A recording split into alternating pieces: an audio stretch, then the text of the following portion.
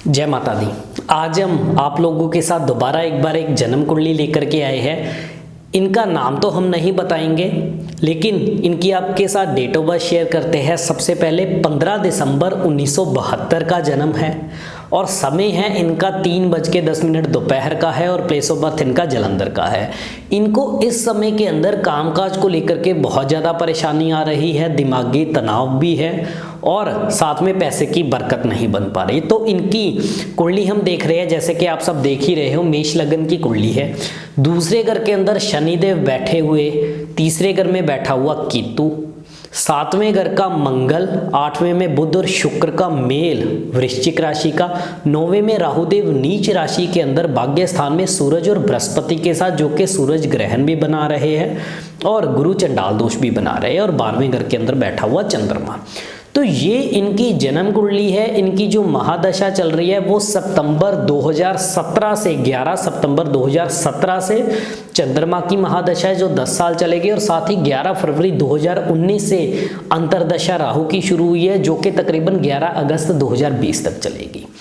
अब इनकी जन्म कुंडली में सबसे पहले तो देखिए, चंद्रमा जो कि चौथे घर के स्वामी होकर के 12वें घर में चले गए, और साथ ही अंतर्दशा में जो राहु देव है वो राहु सूरज और बृहस्पति का मेल। अगर यहाँ पे अकेला बृहस्पति और सूर्य होता तो ये बहुत अच्छा मेल था, लेकिन राहु साथ में नीच राशि का आकर के बैठ गया, जिसने दोनों के फलों को खराब किया, जिसके कारण सूर्य ग्रहण भी होगा और गुरु चंडाल दोष भी होगा। और उधर क्षमा कीजिए, चंद्रमा के 12वें घर में बैठने से तीसरे घर का केतु जो कि नीच बैठा है, जो कि और ज्यादा खराब। जब भी चंद्रमा 12वें घर में होगा, केतुदेव हमेशा बुरा फल देंगे। और बुध और शुक्र का मेल 8वें घर के अंदर, जिसके कारण मंगल की खराबी। हालांकि 7वें घर का बैठा हुआ मंगल इंसान को रुपया पैसा हर चीज का सुख देता है, लेकिन एक लाल किताब का लो है, मंगल देव 7वें घर में हो, बुध 8वें घर के अंदर आ जाए तो शादीशुदा जीवन, डेली सोर्स ऑफ इनकम को लेकर के भी दिक्कतें देते हैं। अब सबसे पहले इनकी महादशा अंतरदशा की तरफ बढ़ते हैं। महादशा का ग्रह 12वें घर के अंदर चौथे घर का स्वामी होकर के, और राहु ने 9वें घर के अंदर सूरज को ग्रहण दोष भी लगा दिया, सूर्य ग्रहण भी बना दिया और गुरु चंडाल दोष भी। अब सूरज ग्रहण बनने से इनके स्वभाव के अंदर गुस्सा, इरिटेशन, फ्रस्ट्रेशन बढ़ना, भाग्य का पूरी तरह से साथ ना मिल पाना, वहां पे बैठा हुआ सूर्य बृहस्पति का मेल इनको दिल का अच्छा बना रहे हैं। गुस्सा ज्यादा हो सकता है। ऐसा इंसान अपने घर परिवार के बारे में सोचने वाला होगा, उनके लिए सब कुछ करने वाला होगा, और ऐसा इंसान परमात्मा पे भी विश्वास रखने वाला होता है, ज्योतिष पे भी विश्वास रखने वाला होता है, और लोगों के लिए हर काम जो भी उससे अच्छा हो सके, लोगों की भलाई के लिए, वो करने वाला होता है। लेकिन यहाँ बैठा हुआ राहु देव ने सारा काम जो बिगाड़ा है, जिसके कारण इनको काम धंधे के अंदर दिक्कतें आना, राहु और बृहस्पति के मिलने से समृद्धि घर के अंदर टिकना पाना, पैसे की बरकत रहना पाना, और छोटी छोटी बातों को लेके बिना वजह लड़ाई झगड़े जैसे हालात बनना। और साथ ही तीसरे घर का बैठा हुआ नीच केतु भी, जो कि स्वभाव के अंदर एक तरह का जिद्दीपन, गुस्सा, इरिटेशन ये भी देता है, और गुस्से और जिद में किए हुए कामों में इंसान को नुकसान भी होता है। तो जब तक ये सूरज ग्रहण और गुरु चंडाल दोष और 12वें घर के चंद्रमा के इलाज और बुध शुक्र के इलाज नहीं कर लेते, इनकी कुंडली में पूरी तरह से कामकाज के सुख नहीं बन पाएंगे और समय समय पर काम को लेकर के परेशानियां रहेंगी। अब इनके ग्रह जीवन के बारे में अगर हम चर्चा करें तो बुध शुक्र का मेल 8वें घर का, 8वें घर के शुक्र को लाल किताब में साफ बोला गया है कि पत्नी की हालत जली हुई मिट्टी की तरह होगी, यानी कि जीवन साथी को, पत्नी को समय पर सेहत से जुड़ी हुई तकलीफें आएंगी। और मंगल 7वें घर में, जो कि सब कुछ देने के लिए बैठा हुआ था, लेकिन 8वें घर के बुध ने उसके फलों को खराब किया, जिसके कारण ऐसे इंसान को शादीशुदा जीवन के अंदर हल्के फुल्के उतार चढ़ाव आना और पत्नी की सेहत के अंदर कमियां देखने को मिलना।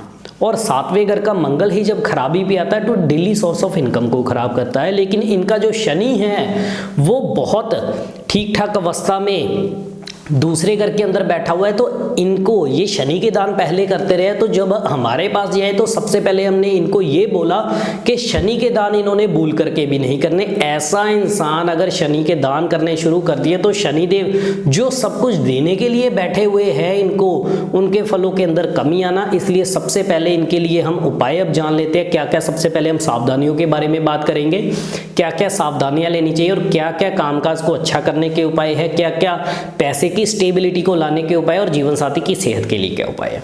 सबसे पहले तो ऐसे इंसान को शनि दूसरे घर में हो तो सर पे या माथे पे सरसों का तेल बिल्कुल भी नहीं लगाना चाहिए। राहु देव भी नीच राशि के अंदर अगर इनका कोई पैतृक मकान हो, बाप दादा का कोई मकान हो, या जिस घर में ये रहते हैं उस घर में किसी भी तरह का जंग लगा लोहा, खराब बिजली का सामान ये भूल करके भी नहीं रखना, और साथ ही किसी से भी बिजली का सामान मुफ्त में नहीं लेना। और राहु देव 9, केतु देव तीसरे घर के अंदर घर परिवार में किसी को मोटापा या सांस से संबंधित तकलीफों की शिकायत भी रह सकती है। अब आगे इनको क्या करना है, बुध देव के लिए घर के अंदर अगर इन्होंने मनी प्लांट, तुलसी, रबर प्लांट या शंख, सीप, कोड़िया या म्यूजिकल इंस्ट्रूमेंट जिसमें ढोलक, तबला, गिटार, सितार ये अगर रखे हुए तो इनको घर से निकालना सबसे पहले जरूरी है। अगर तुलसी माता है तो उनको आसपास के किसी मंदिर में रख सकते हैं। अब चलते हैं हम उपायों की तरफ। सबसे पहले कान के अंदर सोना पहने, हर रोज एक नियम बना ले कुत्तों और कौवों की सेवा करें। और अगला उपाय 43 दिन लगातार 900 ग्राम जौ दूध के साथ धो करके चलती नहर में जल प्रवाह करना बेहद जरूरी है। हर रोज दूध का या दही का तिलक अपने माथे पर जरूर लगाएं। अगला उपाय 43 दिन लगातार 1200 ग्राम चावल दूध के साथ धो करके जल प्रवाह करें। और जब भी बारिश है, बरसात का ज़्यादा से ज़्यादा पानी कांच के मर्तबान में भर करके चांदी का चकोर टुकड़ा डाल के अपने घर में रखना बेहद जरूरी है। और आगे बुध और शुक्र की तरफ बढ़ते हैं। बुध और शुक्र के लिए छोटी छोटी कन्याओं को मीठा देकर के आशीर्वाद लेना जरूरी है। और बिजनेस को सबसे अच्छा करने का उपाय 96 दिनों के लिए नागछेदन करवा दे तो इनको जीवन के अंदर कभी भी काम की तकलीफें नहीं रहेंगी। अगला उपाय, जब भी पत्नी की सेहत खराब हो, पत्नी के वजन के बराबर लाल ज्वार लेकर के मंदिर में दे आए। और साथ ही 8 दिन लगातार एक मिट्टी का कुज्जा ले, उसके अंदर मशरूम भर के मिट्टी का ढक्कन लगा के मंदिर में देते रहे। ये मशरूम वाला उपाय हर 6 महीने बाद रिपीट कर दे। मात्र अगर आप यही उपाय कर लेते हो, आपका काम धंधा भी अच्छा होगा, पैसा भी टिकने लगेगा, कामकाज की स्टेबिलिटी भी जीवन के अंदर रहेगी, पत्नी की सेहत भी अच्छी रहेगी और हर तरह से हालात अच्छे बने रहेंगे।